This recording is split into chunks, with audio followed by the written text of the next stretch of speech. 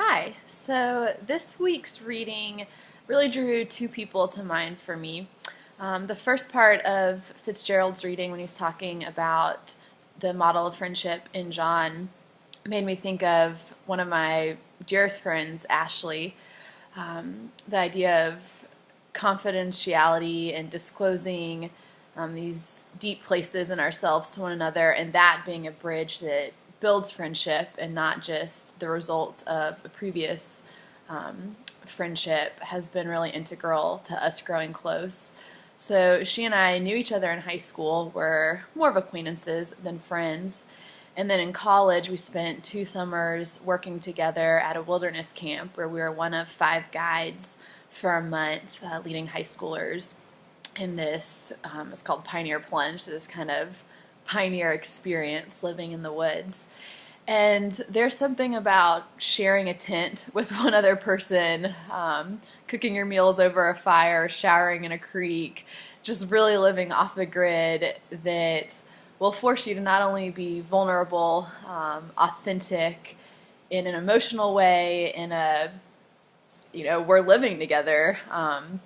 So I think in an appropriate kind of physical way, you just see who the other person truly is. We didn't wear makeup. We didn't have mirrors. There was no posturing in front of each other. And I think those shared summers and then seeing each other over holidays and keeping in touch over the phone and that kind of thing created an intimacy that hasn't been mirrored in other friendships I've had.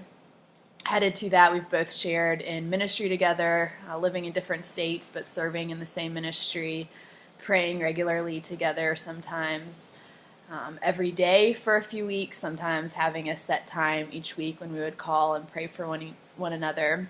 And I'd say she's the person in the world who I'm most myself praying with. And we've also shared this really special bond that I know in Scripture there's sometimes this sense of when one person's weak, the other person's strong, and there's kind of this complementing each other in that way. But I would say she and I often are weak at the same time or strong in the same time. And so there's this spirit of rejoicing with each other and suffering with each other that feels not forced at all, but feels like a great gift. That when we're both really struggling, sometimes because the circumstances are very different, but it affects our hearts or our faith in the same way, we can, in a sense, look at each other and say, okay, this sucks, but I'm still in. Are you still in? And kind of strengthen each other in our weaknesses in that way. And the other thing that came to mind as I was reading about Paul's kind of mindset of friendship made me think of a couple who I've been close with for many years, shared in ministry together, shared in friendship together, and recently really had a tough split, was very hurt by them, felt betrayed in ministry and friendship, and just had a really painful kind of parting of ways. And my husband and I have moved across the country, we're not in the same context, we're not sharing life or ministry how we had been. And I'd say that the Lord has been working in me a lot towards forgiveness, and sometimes that feels like a point I've reached, and sometimes it feels like a daily kind of starting over and reaching that point again.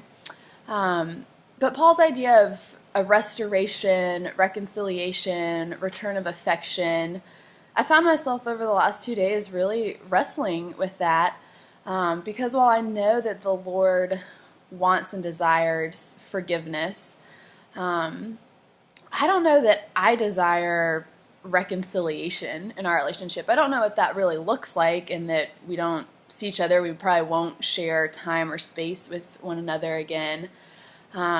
But it's also just not a desire that I feel to renew the friendship the way it was before.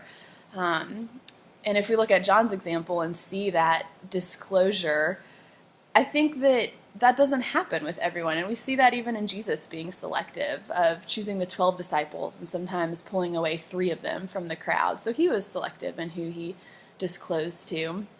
So I guess my question is, should I desire that? That kind of Paul view of friendship with this couple?